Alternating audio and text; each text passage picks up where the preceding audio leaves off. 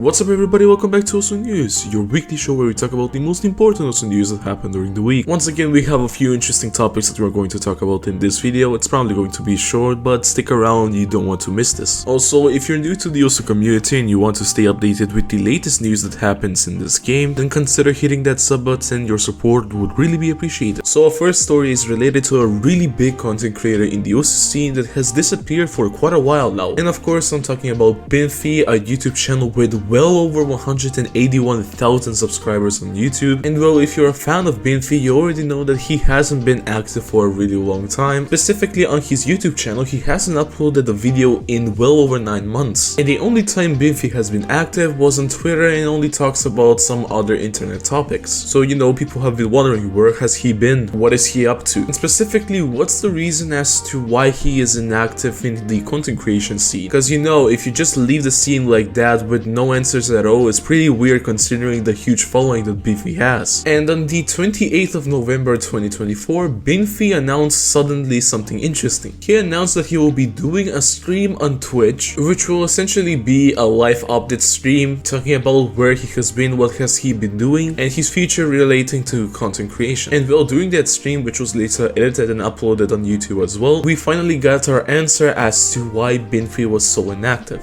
Now, before I do a TLDR of the entire thing, I do just want to say that I highly recommend that you watch this video completely to its fullest for more context, because Binfy does go into detail as to what has been happening in his life for the past few months, maybe even a year. But to put it short, Binfy has been struggling with a lot of stuff IRL, more specifically with housing, problems with his parents. At one point in his life, Binfy almost became homeless as well. However, thankfully that did not happen. And yeah, just in general, loads and loads of stressful stuff that Binfy went through in his life. Despite that, Binfy has announced that he will be coming back to content creation and in general be a bit more active. He did state that his upload stream times will be irregular because so many of the things that I just mentioned above are still up in the air or unsolved. But regardless of that, Binfy is indeed coming back to content creation. However, Binfy did state that he will not upload that much Osu content compared to previously, because again, he does want to experiment a bit more in other fields. However, that doesn't mean that he will completely stop uploading videos about Osu. So yeah, Binfy is officially back to content creation. What do you think about this? Let me know down in the comment section. And once again, if you still haven't watched the full video, I really do recommend that you check it out. I'll have a link in the description as well. The next topic, which is also a bit short, is related to something that Chikoni recently did. Remember how last week or the week before that I talked about how there was a sniping battle between Polish players and Russian players? Well, Chikoni was part of that battle, and you know how it ended when he started to attack Mariszewski. But what Chikoni did was essentially from poking a bulldog to poking a straight up bear. Essentially, Chikoni decided to attack Mrekk's #1 scorers on maps. And when this got posted on Reddit, people were saying that he was just preparing for his doom, and that the next time Mrekk would stream would be essentially a public execution for Chikoni. But so far it's been 5 days and nothing essentially came out of the situation because Mrekk just ignored it. If you look at Mrekk's recent scores, you'll see that yes, indeed, he did lost a few #1 scores, but he just continued farming other maps that recently got ranked. But yeah, what do you think? Do you think that Mrekk will respond, or will he just ignore this thing?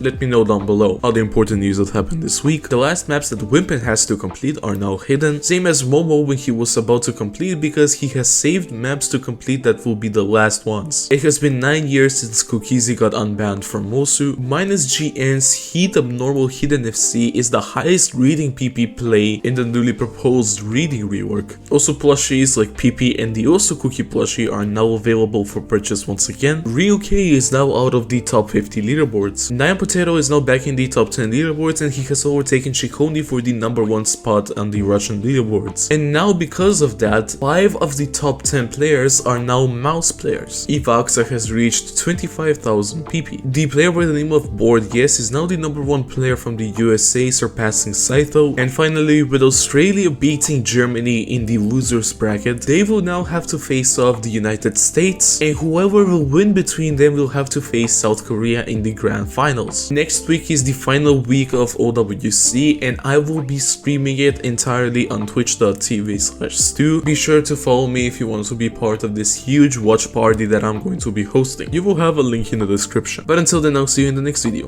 Bye bye.